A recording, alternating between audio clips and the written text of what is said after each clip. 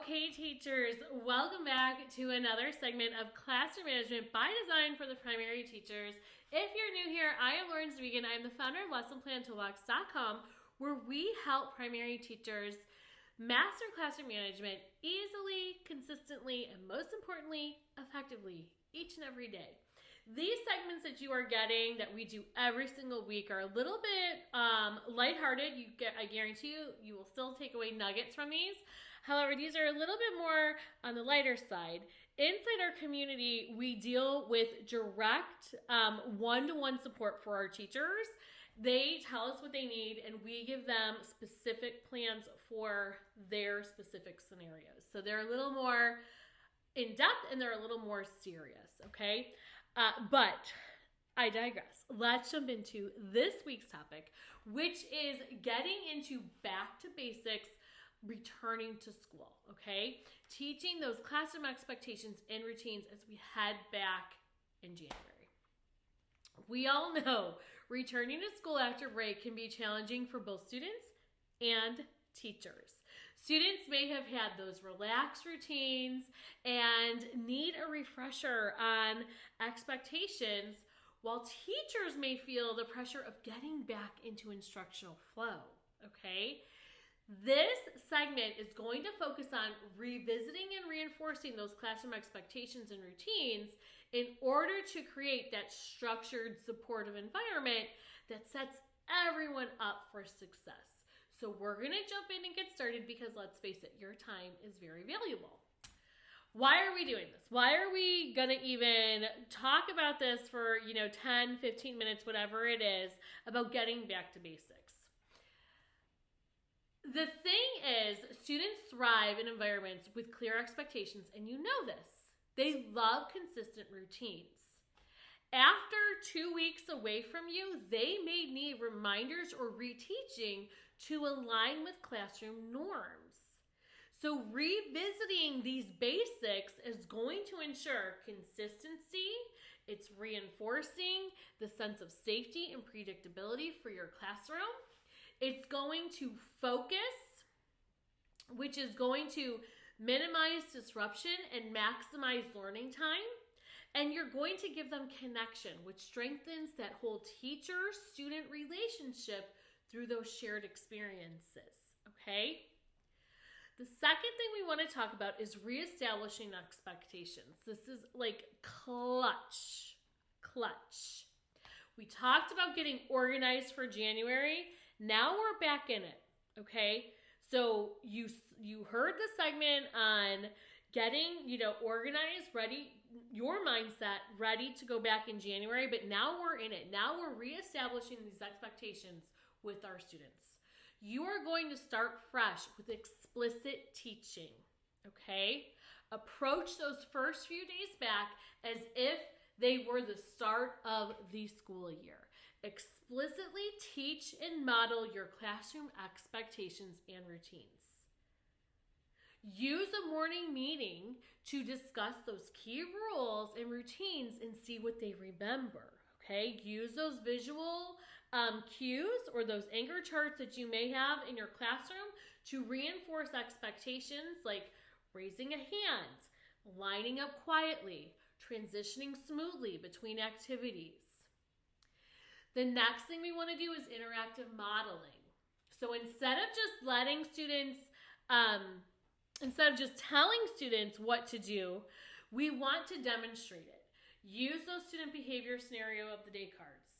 But have your students practice while they provide, give you feedback and you are in the discussion with them, okay?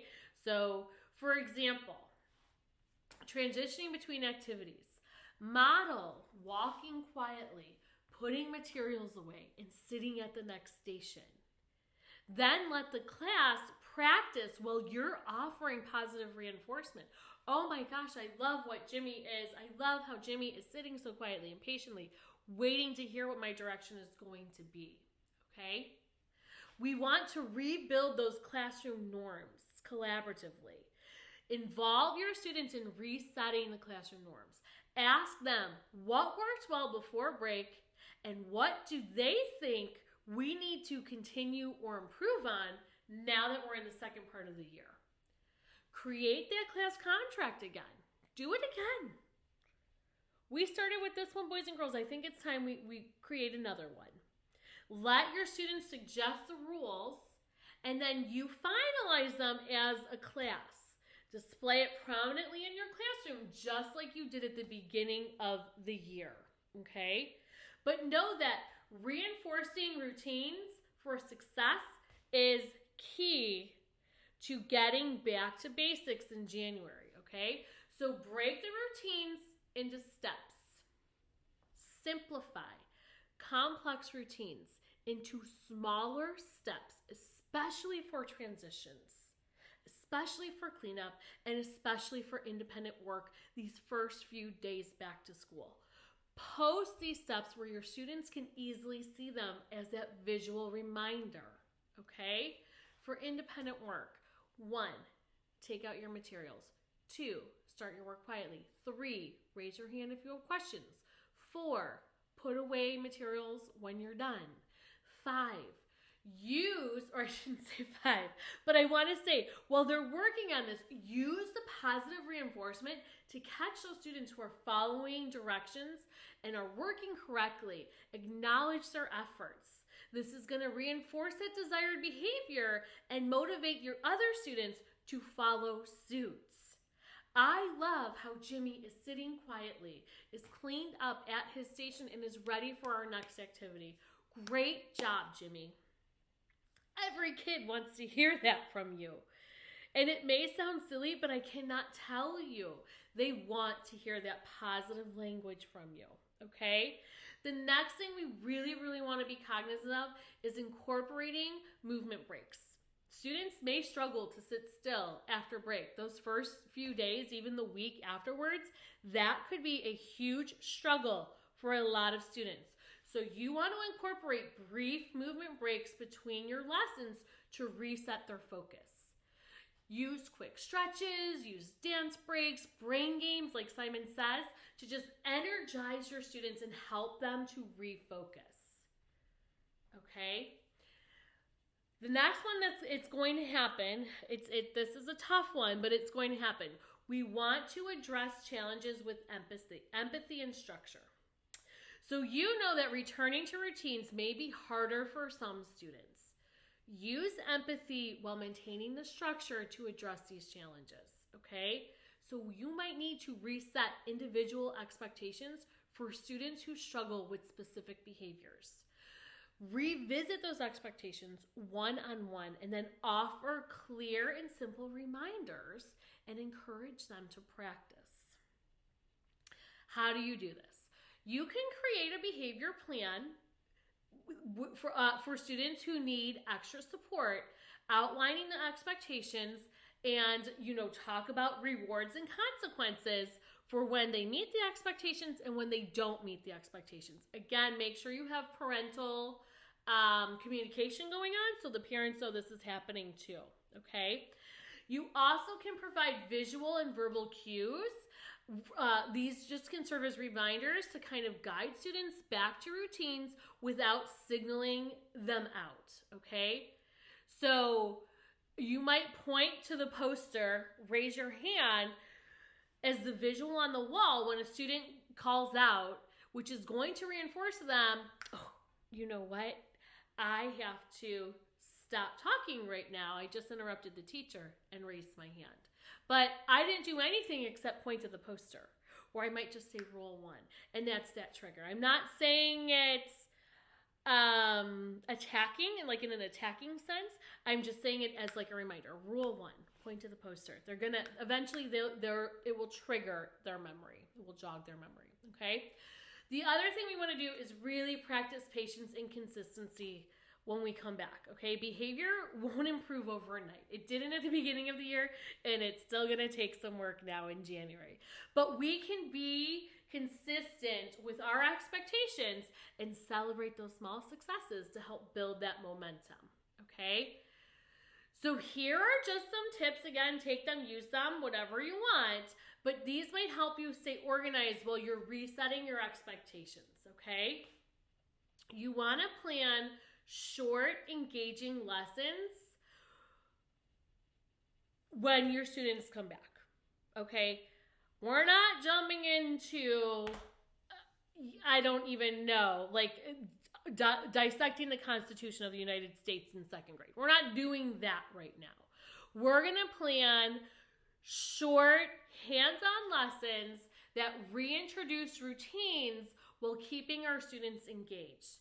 And then gradually increase the lesson length as routines stabilize. Do not come back in day one and expect them to sit still for 60 minutes to a lesson on reading a book or whatever. It's just not going to happen. They've been out of that flow for 2 weeks, so odds are pretty good.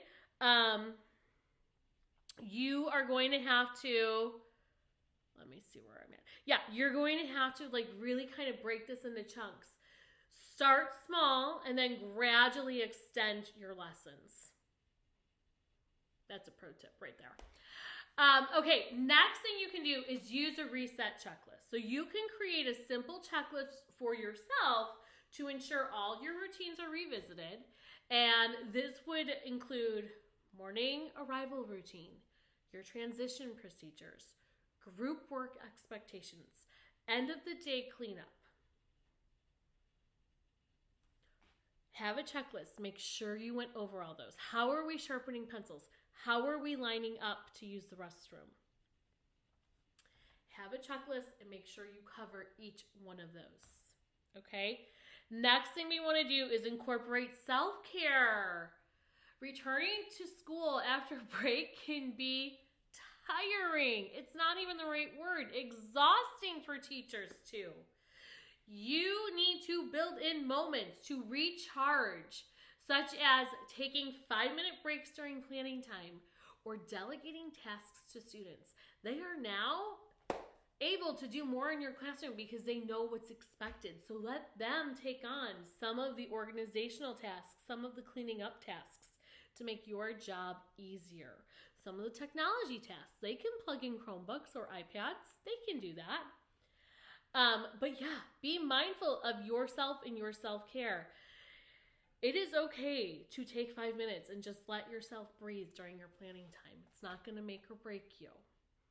Put on some quiet music and just close your eyes for 5 minutes. You're going to feel like a whole new human being. Okay, the next tip I'm going to give you for this back to basic is build that positive classroom community. Rebuilding routines isn't just about the structure, it's also about fostering a sense of belonging and motivation in your classroom. It's establishing your culture. What do you want your classroom to look like and feel like? And you, the teacher, not your students, set the tone and culture of your classroom, okay? My suggestions would be celebrate successes together. When your students follow routines or meet your classroom expectations, celebrate as a group. Use a marble jar or have a class point system. When the class earns enough points for a positive behavior, reward them with an extra recess. Or have some kind of fun activity lined up for them. I always like doing recipes in the classroom, but I know with allergies, that's not the easiest thing to do. But they love recipes in the classroom when they would earn one. Super simple. You also want to reintroduce community to them, okay? I should say you want to reintroduce community building activities to them. So this is where you're going to plan activities that encourage teamwork and connection, like cooperative games or a buddy system for classroom jobs, where you're going to pair students to complete find someone who scavenger hunts about their break experiences. Or it could just be find someone who is wearing glasses, find someone who has brown eyes, find someone who has long hair. It could be so simple, okay? It's just a way to get them to become familiar with each other and just have some fun, re-engaging, building that classroom community within your four walls and letting them know that we are a family in here. It is not all about academics, no matter how much those people out there want it to be all about academics. In here, we are a family, and this is what our family needs right now. We have been away from each other for 2 weeks. We need time to reconnect, and that is what Back to Basics is all about in January, okay? If you had something not working for you the first part of the year, I'm not going to say that it won't work right now because your students are older and they know you better. You can try it, but I would say after the first week, if it's still not working, say bye-bye to it. We need to come up with something to supplement whatever it was that wasn't working. There's a better way to do it. And it might be that it doesn't work this year, and next year when you have a new group of students in, it could work amazingly well. It just depends on the group you have in front of you for these 4 quarters, okay? So just so that back to basics, taking the time to revisit and reinforce classroom expectations and routines is essential for creating a structured, positive learning environment. By starting fresh and using those clear and consistent strategies and fostering community, you are going to help both students and yourself smoothly transition back into the routine of school, okay? Patience and persistence are going to be key. Those small steps lead to those big improvements. You've got this. You can do this. We're here to support you on your journey. If you're inside our community, we can support you even more. Be on the lookout. We've got a lot coming at you in 2025. Excited to share with you. So be on the lookout for what we have coming your way this year. Loving doing these segments for you. If you have any suggestions on what you would like to see me to cover, feel free to reach out to me on Instagram at Classroom Management for Primary is my handle, at Classroom Management for Primary. You can send me a message right here on Instagram.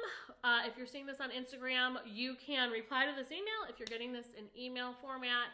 However you want to find me, my direct email is lessonplantoolbox44119 at gmail.com. So you can also email me there too.